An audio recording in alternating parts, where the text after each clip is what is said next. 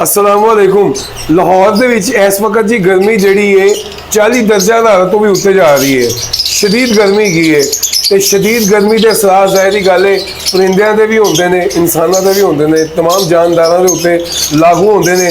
ते असी अपने बर्ड्स नूं अच्छी तो अच्छी डाइट देने आ जिहदे नाल गर्मी के असरात घट जाण।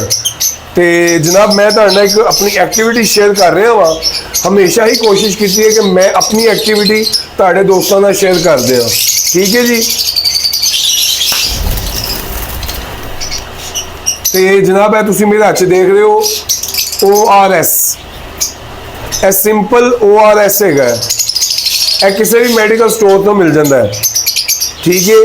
मैं कर रहा वहाँ कि मैं 3 लीटर पानी के विच 1 टेबल स्पून 1 खाने का चम्मच 3 लीटर पानी के मिक्स करके अपने तमाम बर्ड्स नूं दे रहा वहाँ। ठीक है।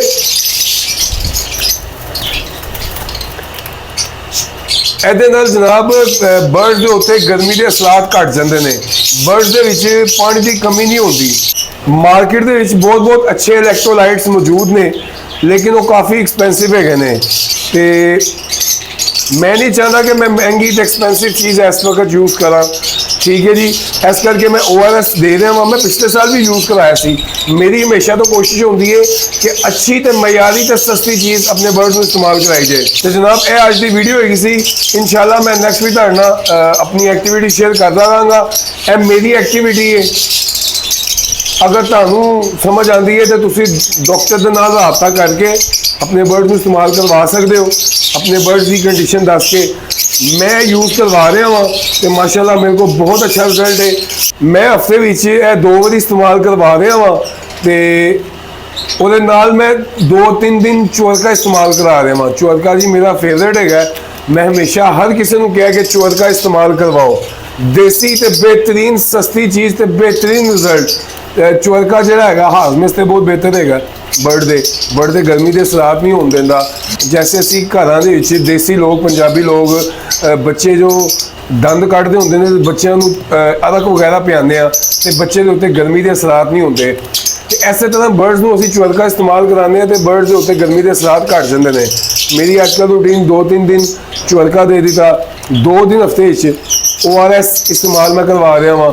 कोई एक अद्धा दिन जिस दिन टैंपरेचर थोड़ा घटिया होए उस दिन मैं कोई विटामिन्स वगैरह दे देते। तो जनाब यह अज की वीडियो होगी सी। उम्मीद करने तुहानू पसंद आई होएगी। तो किसी की सलाह दी नहीं है तो जनाब बराए मेहरबानी इनबॉक्स आके मेरी सलाह कराया करो ताकि मैनू समझन च आसानी होए तो तुहानू समझाने च आसानी होए। तो जनाब अपनी दुआवां याद रखना।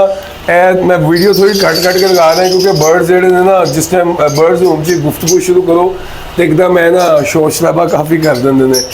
खैर जी अपनी दुआवां याद रखना। अल्लाह ताला ने चाहे तो फिर तुहाडे नैक्सट वीडियो जल्दी मुलाकात होती है। नैक्सट जो मैं वीडियो बनावांगा जो मैं सॉफ्ट फूड के विच सब्जियां इस्तेमाल करवा रहा वहाँ वो इंशाल्लाह तुहाडे दोस्तों नाल शेयर करांगे। अस्सलामु अलैकुम रहमतुल्लाह।